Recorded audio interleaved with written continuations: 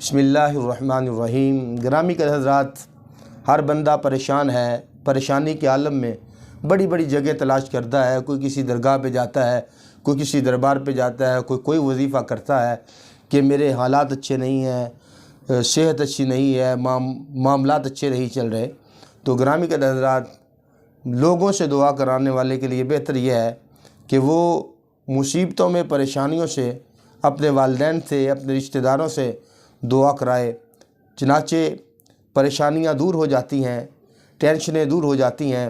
نبی مکرم صلی اللہ علیہ وسلم کا فرمان سنیے گا اور اس پہ عمل کیجئے گا۔ حضور فرماتے ہیں، من احب ان یمد اللہ فی عمرہ، فرمایا کہ جو بندہ چاہتا ہے کہ اللہ تعالیٰ اس کی عمر کو لمبا کرے اور یہاں تک کہ اس کی رزق کو بڑھا دے، عمر لمبی ہو، رزق بڑھا دیا جائے، تو اس کو چاہیے کہ اپنے والدین کے ساتھ حسن سلوک کرے اور اپنے رشتہ داروں سے صلہ رحمی کرے۔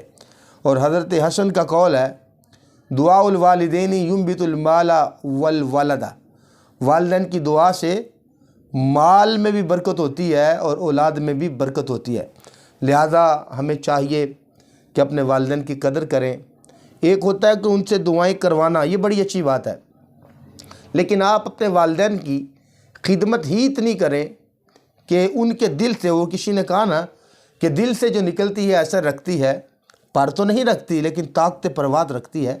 تو کسی کا دل اتنا خوش کریں، پیار اتنا دیں، ماں باپ سے محبت اتنی کریں، ان کا دل اتنا خوش کریں کہ آپ کو کہنے کی ضرورت نہ پڑے کہ میرے لیے دعا کریں، خود بخود ان کے ہاتھ جو ہے وہ دعا کے لیے اٹھ جائیں گے۔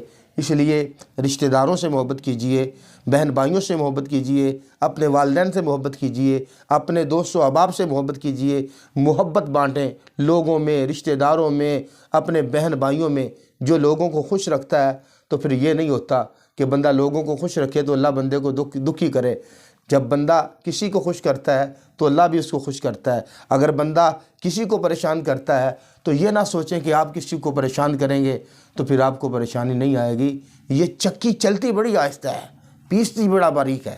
تو اس لیے ہمیں بھی چاہیے کہ دوست و احباب سے، والدین سے، بہن بھائیوں سے دعا کروائیں بھی، لیکن بہتر یہ ہے کہ آپ ایسا کریں، ایسی محبت کریں، ایسا ان کا دل خوش کریں کہ ان کے دل سے خود آپ کے لیے دعائیں نکلیں۔ اللہ تعالی ہمیں دعائیں لینے کی توفیق عنایت عطا فرمائے۔